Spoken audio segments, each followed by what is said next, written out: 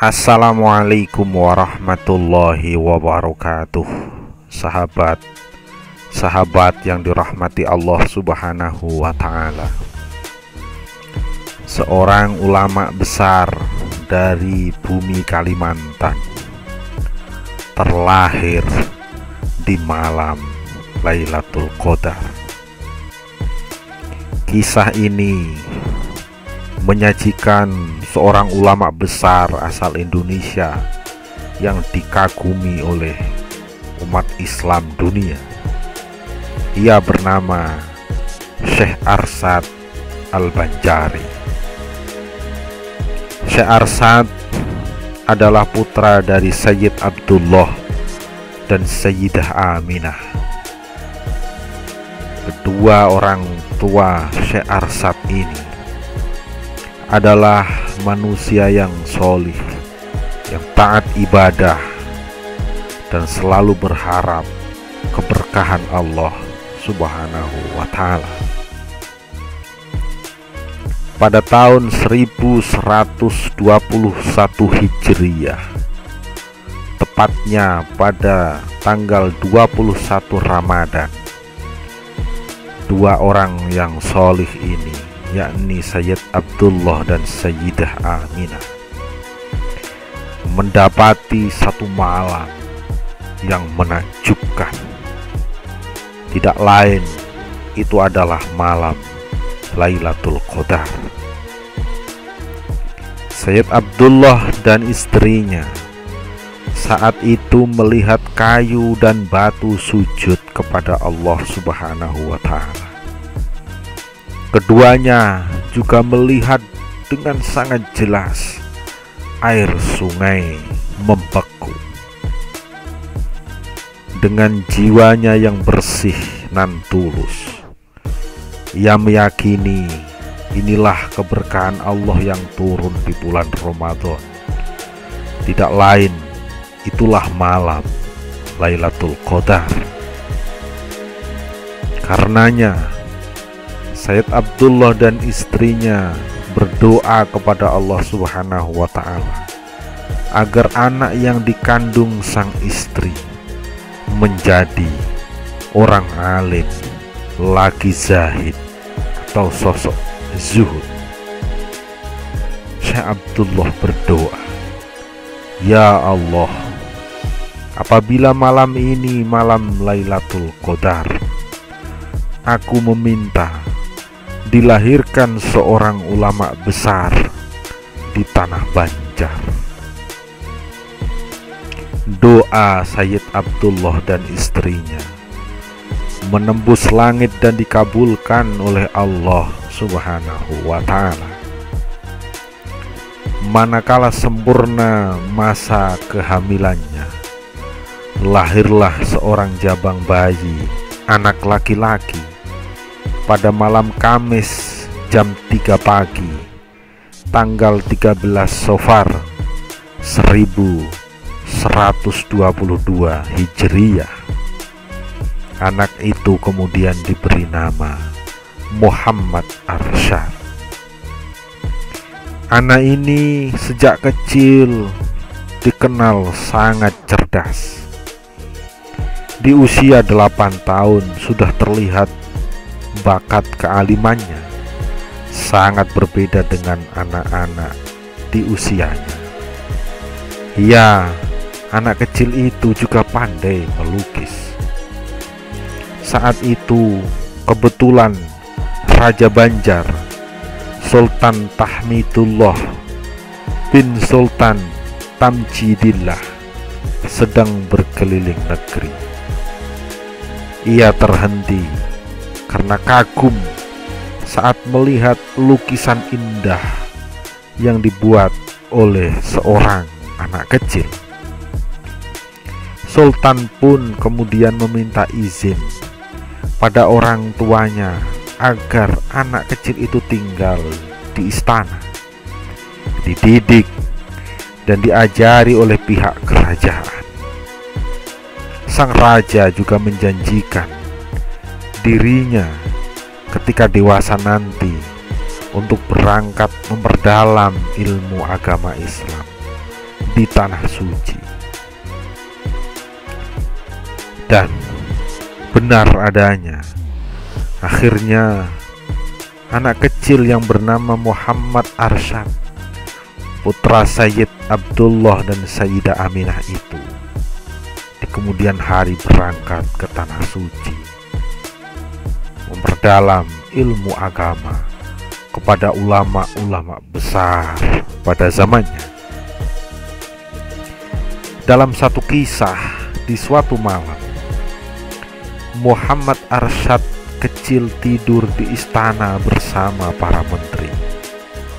Aneh tapi nyata, seorang menteri terbangun dan melihat jasad Muhammad Arsyad terangkat dari tempat tidurnya sekitar 1 hasta.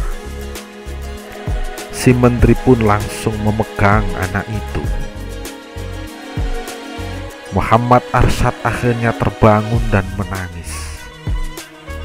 Ketika ditanya oleh menteri apa sebabnya menangis, anak itu yang tak lain Muhammad Arsyad menjawab bahwa ia bermimpi seorang laki-laki membawanya naik ke langit. Ketika menteri itu memegangnya, ia pun sadar dan terjaga. Muhammad Arsyad akhirnya benar-benar dikirim raja ke Makkah ketika berusia 30 tahun. Ia menimba ilmu di Makkah selama 30 tahun pula, dan akhirnya menguasai disiplin-disiplin ilmu agama, hingga akhirnya mendapatkan izin dari gurunya, Syekh Athaillah, untuk mengajar dan berfatwa di Masjidil Haram. 30 tahun belajar di Makkah, Muhammad Arsyad tidak puas. Ia akhirnya berangkat ke Madinah, kotanya Rasulullah. Ia menimba ilmu kurang lebih 5 tahun. Dan secara spesial, Muhammad Arsyad berguru kepada Syekh Muhammad Samman Al-Madani, yang tak lain adalah pendiri tarekat Sammaniyah. Syekh Samman ini murid dari Syekh Sulaiman Al-Qurdi, seorang ulama besar ahli fikih di abad ke-12. Syekh Arsyad meminta izin kepada Syekh Samman untuk ikut hadir di majelis Syekh Qurdi. Beliau pun diizinkan oleh sang guru. Suatu ketika, Syekh Qurdi menemukan persoalan yang dianggap pelik. Kemudian ia memberikan kesempatan kepada semua muridnya untuk menjawab. Tapi tak ada yang menjawab, hingga kemudian datang sepucuk ke hadapan Syekh Qurdi yang tak lain adalah jawaban atas persoalan tersebut. Maka Syekh Qurdi bertanya, siapa yang menulis sepucuk surat itu? Para santri menjawab tidak tahu. Tapi mereka ada yang menjawab didapat dari belakang. Setelah ditanya terus ke belakang, ternyata yang menjawab adalah seorang santri bernama Muhammad Arsyad dari Banjar, Nusantara. Syekh Qurdi kemudian bertanya kepada santri itu, "Min aina anta? Dari manakah?" Lalu Muhammad Arsyad menjawab, "Ana min Banjar. Saya dari Banjar." Kemudian Syekh Qurdi menetapkan, "Anta Banjari. Engkau adalah orang dari Banjar." Dari situlah kemudian nama Muhammad Arsyad masyhur dikenal sebagai Syekh Muhammad Arsyad Al-Banjari. Syekh Kurdi kemudian meminta kepada para muridnya agar mencium tangan Syekh Arsad dan menyatakan bahwa Syekh Arsad adalah muridnya yang paling alim. Setelah kejadian itu, Syekh Arsad diminta oleh Syekh Kurdi untuk duduk di depan dalam majelisnya. Kembali kepada kisah malam Lailatul Qadar. Ketika bertemu Lailatul Qadar, Syekh Arsad meminta agar diberikan keturunan yang alim, lagi soleh, hingga sampai 7 keturunan. Dalam karya monumentalnya yakni Sabilal Muhtadin, Syekh Arsad mengutip pendapat Imam Syafi'i bahwa di 10 malam terakhir di bulan Ramadan hendaknya umat Islam beriktikaf, memperbanyak ibadah, sedekah, dan membaca Al-Quran. Dan di siang harinya mengisi dengan berbagai ibadah dengan penuh keikhlasan dan sungguh-sungguh, karena malam Lailatul Qadar lebih baik dari 1000 bulan. Lailatul Qadri khairun min alfi syahr. Dalam hadis Nabi dinyatakan, siapa yang menghidupkan malam Lailatul Qadar dengan ibadah karena iman dan mengharap ridha Allah, maka Allah mengampuni dosa-dosanya yang terdahulu.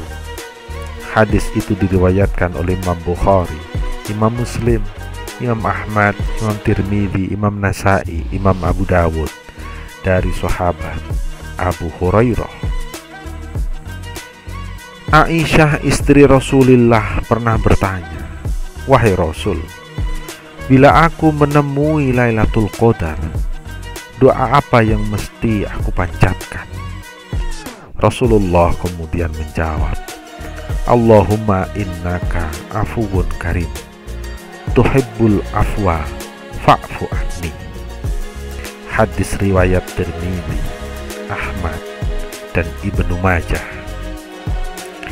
Di antara tanda-tanda Lailatul Qadar yang disebutkan dalam kitab Sabilal Muhtadin antara lain, malam itu tidak terlalu panas, tidak terlalu dingin, dan pada keesokan harinya matahari terbit, warnanya putih bersih, tidak banyak mengeluarkan cahaya karena banyaknya para malaikat yang turun dan naik ke langit. Karena itu cahaya matahari terlindung oleh sayap-sayap malaikat dan dengan tubuhnya yang halus, dan tidak diketahui malam Lailatul Qadar itu melainkan orang yang tahu tentang ciri-ciri malam Lailatul Qadar. Lailatul Qadar dan Syekh Arsad Al-Banjari memang melahirkan sejarah besar di Kalimantan. Bumi Kalimantan akhirnya menjadi bumi para ulama, menjadi bumi para wali yang damai dan sejahtera. Salah satu keturunan Syekh Arsad Al-Banjari adalah Abah Guru Sekumpul yang kewaliannya begitu masyhur diakui oleh para ulama di segala penjuru dunia. Malam Lailatul Qadar memang sangat akrab dengan bumi Kalimantan. Semoga malam Lailatul Qadar juga terus akrab di bumi Kalimantan dan di seluruh bumi-bumi di Nusantara tercinta ini, sehingga berkah dan rahmat Allah terus turun menyinari semua umat Islam di Nusantara Indonesia Raya ini. Amin amin ya rabbal alamin. Wassalamualaikum warahmatullahi wabarakatuh.